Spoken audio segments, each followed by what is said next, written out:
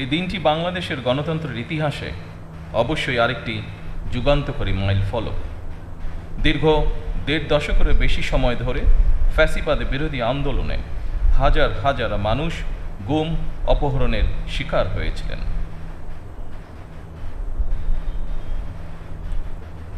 ঘরবাড়ি ছাড়া হয়েছিলেন। শুধুমাত্র জুলাই আগস্ট অভ্যুত্থানেই শহীদ হয়েছিলেন হাজারো ছাত্র জনতা, নারী ও শিশু। আহত হয়েছিলেন কমপক্ষে ৩০,০০০ মানুষ। আমি ফ্যাসিবাদ বিরোধী আন্দোলনের সকল শহীদের প্রতি গভীর শ্রদ্ধা জানাই। হতাহত পরিবারের প্রতি জানাই গভীর সহানুভূতি এবং সমবেদনা।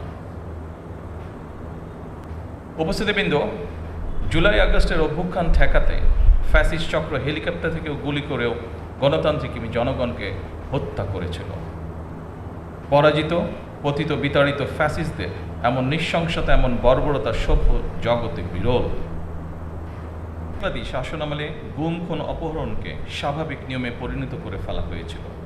দীর্ঘ ১.৫ দশকের বেশি সময় ধরে চলা এই নৃশংসতা শুধুমাত্র স্বাধীনতা পরবর্তী তৎকালীন সরকারের ৩.৫ বছরের দুঃশাসনের সঙ্গেই তুলনা চলে। আজকের ঐতিহাসিক জুলাই গণ অভ্যুত্থান স্মৃতি জাদুঘর ভবিষ্যতের প্রজন্মের সামনে তাদের পূর্বসূরিদের সাহসী ইতিহাস যেমন তুলে ধরবে, অপরদিকে তাদের সামনে উন্মোচিত হবে বিতাড়িত ফ্যাসিস্টদের মুখোশ।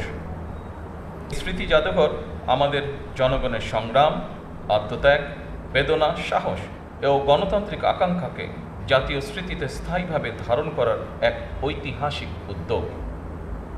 এই জাদুঘর শুধুমাত্র ২০২৪ সালের নৃশংস ঘটনার স্মারক হবে না। এই জাদুঘর বাংলাদেশের মানুষের সামগ্রিক গণতান্ত্রিক অভিযাত্রার সঙ্গে জুলাই গণ অভ্যুত্থানের সম্পর্ক তুলে ধরবে। শুধুমাত্র জুলাই গণ অভ্যুত্থানই নয়, এখানে বাংলাদেশের প্রতি গণতান্ত্রিক আন্দোলন সংগ্রামের ইতিহাসও সংরক্ষিত থাকা জরুরি।